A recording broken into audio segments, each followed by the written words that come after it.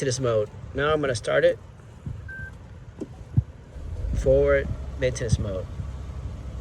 So now the car will run continuously. Pretty much you just Google it and it's going to tell you to hit the power button, I think like twice, and then hit the gas pedal twice, and then press the brakes, go into neutral, and then put it back into park, hit this twice, hit the power button, something like that. Anyways, it's in maintenance mode. So you can hear that engine running. If you turn this thing off, it'll get out of maintenance mode.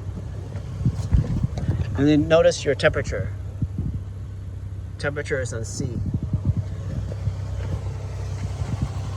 need to put the coolant in the hybrid first. Oh yeah. So it's started now? The one that you get is run dry, right?